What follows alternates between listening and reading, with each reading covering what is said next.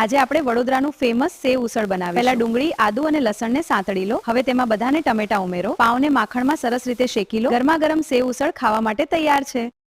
હવે મેં 4-5 કલાક પલાળી રાખ્યા હતા। હવે એને પાણીમાં નાખી દઈએ બાફવા માટે। કાંદા,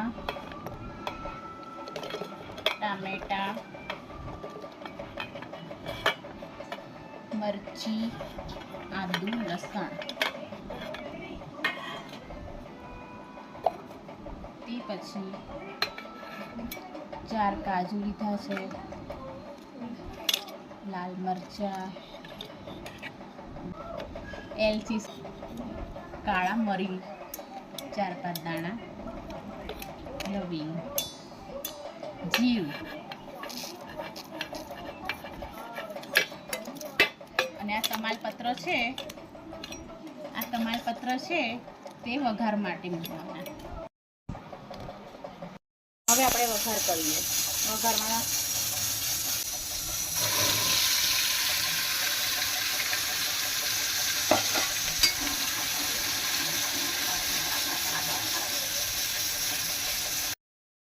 હવે આપણે મસાલા નાખવાના છે। મસાલામાં છે મરચું, ગરમ મસાલો, હળદર, ધાણા જીરું અને સેવ ઉસળનો મસાલો।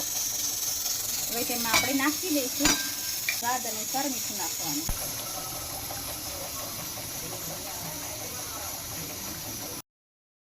હવે આ રસો ઉકળી ગયો છે। એમાં આપણે બાફેલા વટાણા નાખી દેવાના।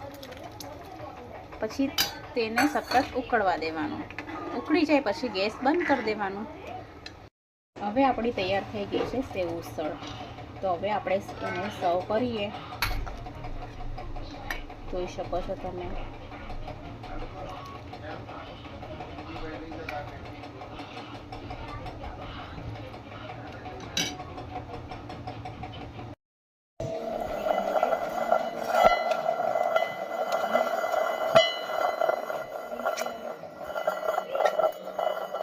હવે આપણે આ તૈયાર છે વડોદરાની ફેમસ સેવ ઉસળ। હવે આપણે તેને સર્વ કરશું। સૌ પ્રથમ આપણે સેવ નાખવાની, ડુંગળી નાખવાની અને આ તરી છે। જે રસો ઉકળતો હતો ને તો ઉપરથી મેં બધી તરી લઈ લીધી હતી। જેમ આપણે તીખું ખાવું હોય ને, ઓછું તીખું ખાવું હોય, વધારે તીખું ખાવું હોય, વધારે તીખું ખાવું હોય ને તો આ આપણે તરી મિક્સ કરવાની। આપણે ગાર્નિશિંગ થઈ ગયું છે। આ તૈયાર છે આપણી સેવ ઉસળ।